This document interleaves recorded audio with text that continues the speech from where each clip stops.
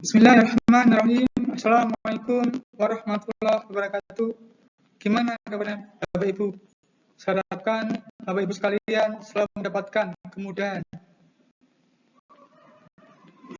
dalam mencari rezeki, kesehatan, dan selalu semangat untuk mendidik. Bapak Ibu, channel ini ada channel pendidikan yang mencoba membahas permasalahan pendidikan. Mungkin remeh bagi kita, tetapi bisa jadi luar biasa bagi orang lain. Bagi Bapak Ibu yang baru menemukan channel ini, silakan subscribe untuk memberi motivasi buat konten-konten yang lebih bermanfaat lagi. Dan sebelumnya kita lihat intro berikut ini.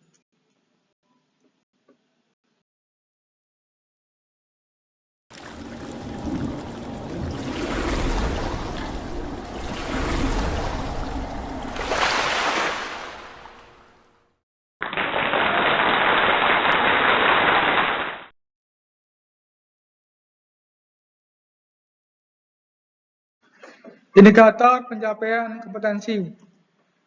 Pertama, menjelaskan pengertian kompetensi guru. Yang kedua, kompetensi pedagogik. Yang ketiga, kompetensi profesional. Yang keempat, kompetensi kepribadian. Yang kelima, kompetensi sosial. Yang keenam, apa perbedaan kompetensi pedagogik dan andragogik? Ya, kita bahas mana ya pengertian kompetensi guru, Bapak Ibu. Ya ini. Jadi kompetensi guru itu merupakan gambaran ya, yang di dalamnya ada, nah ini, ada kompetensi profesional, kedua ada kompetensi pedagogik, yang ketiga ada kompetensi kepribadian, yang keempat ada kompetensi sosial. Pengertian kompetensi guru. Undang-Undang Nomor 14 Tahun 2005 tentang guru dan dosen mengatakan bahwa guru wajib memiliki kualifikasi akademik, kompetensi, sertifikat pendidik, sehat jasmani dan rohani, serta memiliki kemampuan untuk mewujudkan tujuan pendidikan nasional. Yang kedua, Permendiknas Nomor 16 Tahun 2007 tentang standar kualifikasi akademik dan kompetensi guru. Disebutkan bahwa kompetensi seorang guru yaitu seperangkat pengetahuan, keterampilan, dan perilaku yang harus dimiliki, dihayati, dan dikuasai oleh seorang guru dalam melaksanakan tugas keprofesionalannya.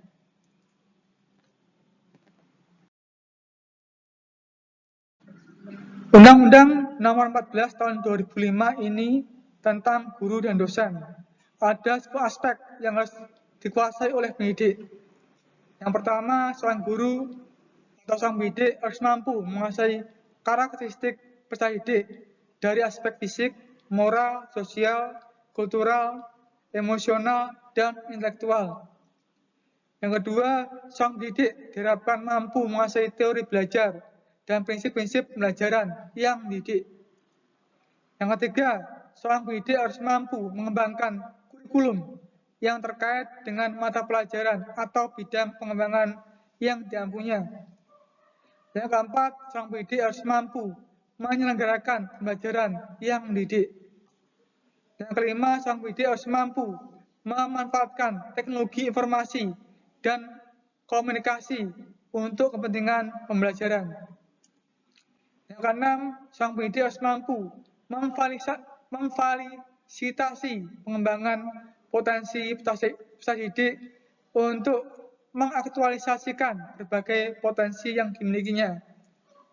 Yang ketujuh, seorang pendidik harus mampu menyegerakan penilaian dan evaluasi proses dan hasil belajar.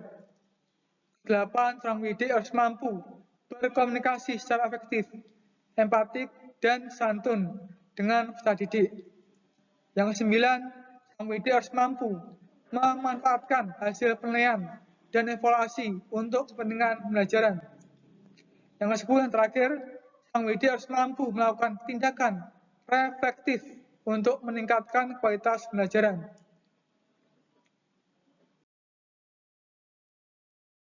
Macam-macam kompetensi guru secara sederhana, maksudnya pengertian secara sederhana ya. Pertama, kompetensi pedagogi. Secara sederhana yaitu cara mengajar atau seni dalam mengolah pembelajaran. Yang kedua, kompetensi profesional. Secara sederhana itu dimaknai sebagai pengembangan atau penguasaan materi ajar atau isi dari pembelajaran. Yang ketiga, kompetensi kepribadian. Itu juga merupakan adalah refleksi atau karakter apa saja yang harus dimiliki oleh seorang guru ya. Ini makna secara sederhana ya. Keempat, kompetensi sosial, yaitu kompetensi atau kemampuan guru terkait dengan komunikasi baik secara tertulis maupun lisan dengan visual. Kompetensi pedagogi. Kompetensi pedagogi harus menguasai pertama, penguasaan karakteristik peserta didik dari semua aspek.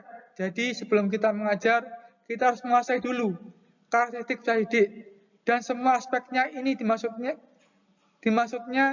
kan mulai dari gaya belajar, kemudian latar belakangnya, tingkat kecerdasannya, bahkan kondisi keluarganya. Kita harus memahami dulu, baru kita bisa membimbing mereka dengan baik. Yang kedua, konsep dasar rasional dengan dasar ilmu pendidikan dengan indikator mampu mengetahui jenis-jenis landasan seperti filosofis, yuridis, empiris, psikologis, sosiologis, historis, religius, dan bagaimana penerapan landasan tersebut dalam ilmu pendidikan. Yang ketiga, kurikulum pendidikan. Jadi harus menguasai kurikulum pendidikan ya. Indonesia yang memuat tentang konsep kurikulum, pembaruan kurikulum. Kalau nggak salah ada 10 kali pembaruan, mulai dari tahun 1940 sampai terakhir tahun 2013. Kemudian peran kurikulum sebagai peran konservatif, kreatif, kritis, dan evaluatif. Keempat, potensi peserta didik dengan indikator tahap perkembangan peserta didik. Keragaman peserta didik jenis-jenis potensi peserta didik seperti potensi fisik dan potensi psikologis. Di antaranya ada umum dan majemuk, potensi bakat, dan kreativitas. Tema teori belajar ya teoristik, konstruktivistik, kognitivisme, dan humanistik. Teori belajar ya. Serta bagaimana implikasinya dalam pembelajaran. Yang itu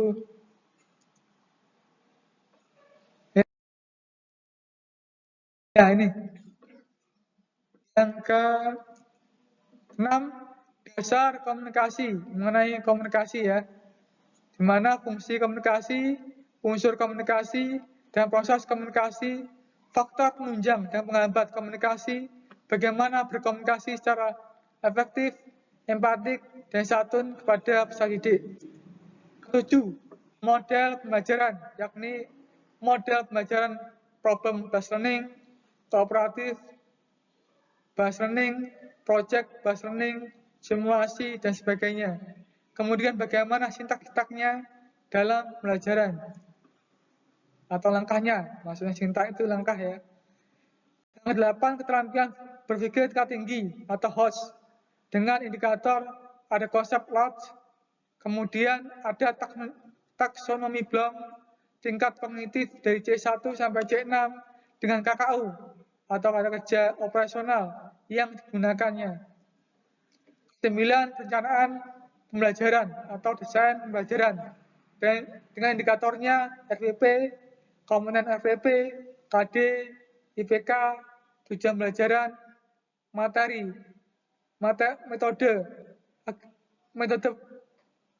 media, sumber, langkah-langkah, dan penilaian, serta bagaimana merumuskan tujuan pembelajaran yang harus memuat kaidah ABCD, audience, behavior, condition, dan degree. 10. Penilaian dan evaluasi yang memuat fungsi penilaian pada K13 seperti adanya penilaian sikap dengan teknik penilaian observatif, penilaian diri dalam penilaian antar teman, dan sebagainya. Ke-11, peran guru dalam pembelajaran abad 21, integrasi TIK dalam pembelajaran. Ke-12, pembelajaran inovatif atau STEAM. Pembelajaran STEAM ya.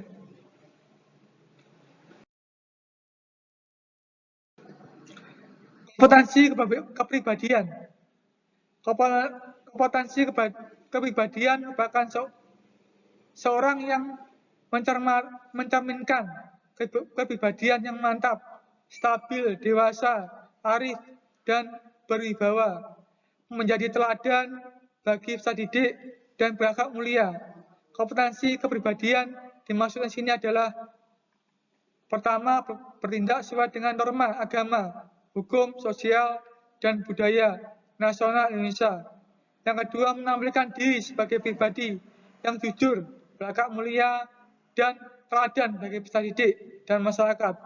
Yang ketiga, menampilkan diri sebagai pribadi yang mantap, stabil, dewasa, arif, dan berwibawa. Kemudian seorang guru semampu mungkin mempunyai etos kerja, tanggung jawab yang tinggi, rasa bangga menjadi guru, dan rasa percaya diri. Yang keempat, seorang guru harus mampu menjunjung tinggi kode etik profesi guru.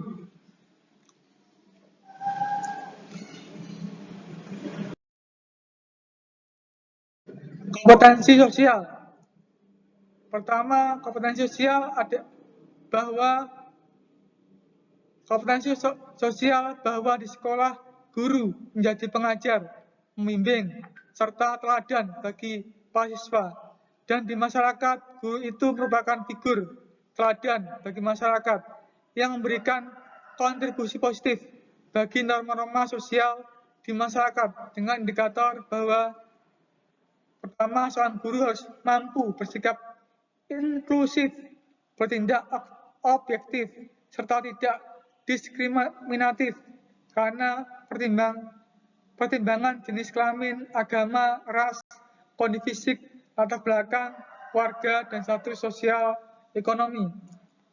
Yang kedua, sang guru semampu mungkin berkomunikasi secara efektif, empatik, dan santun dengan sama pendidik, tenaga pendidikan, orang tua, dan masyarakat.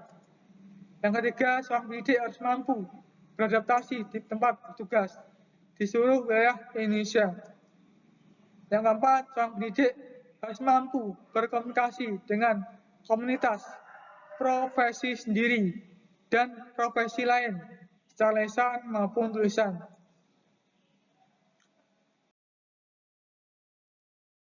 Kompetensi profesional.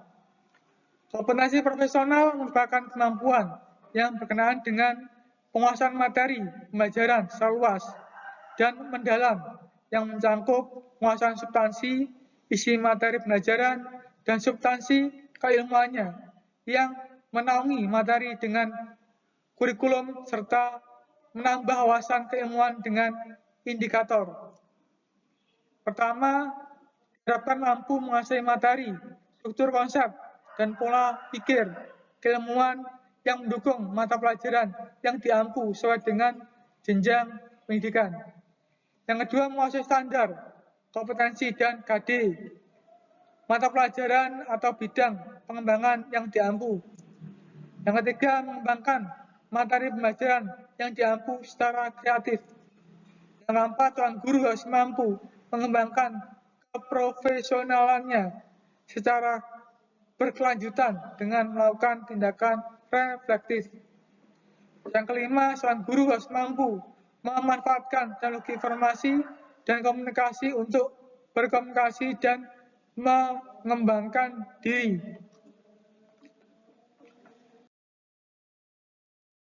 Apa perbedaan pedagogik dan andragogik?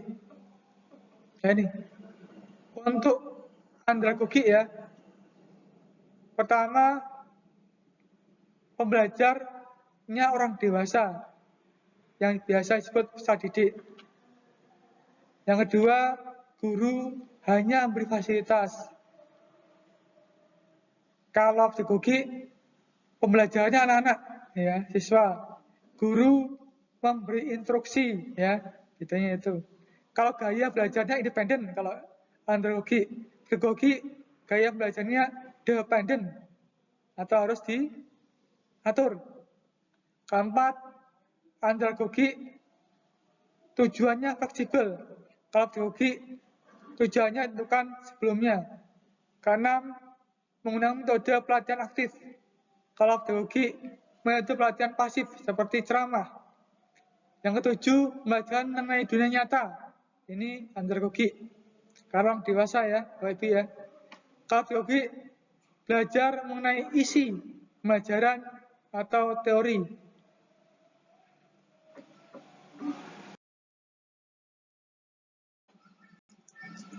Nah, ini soal. Seorang guru baru saja terangkat menjadi ASN. Guru tersebut ditempatkan sebuah sekolah yang menjadi sekolah prioritas Kemdikbud.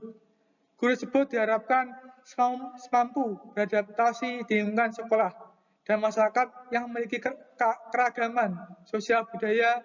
Bentuk kompetensi yang harus dimiliki guru tersebut adalah A. Pedagogis, B. Profesional, C. Sosiokultural, D. Manajerial, E. Kepribadian.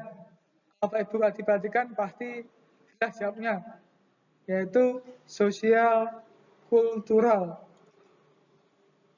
Yang kedua, menciptakan pembelajaran yang demokratis, menunjukkan gestur atau sikap tubuh yang bersahabat, mengakui kesalahan, dan lapang dada, berpenampilan rapi, bersih, dan sopan, serta semangat merupakan ciri dari kompetensi sosial, profesional, kepribadian, pedagogi, etnis. Kalau mengenai penampilan rapi, bersih, sopan, itu pasti kepribadian.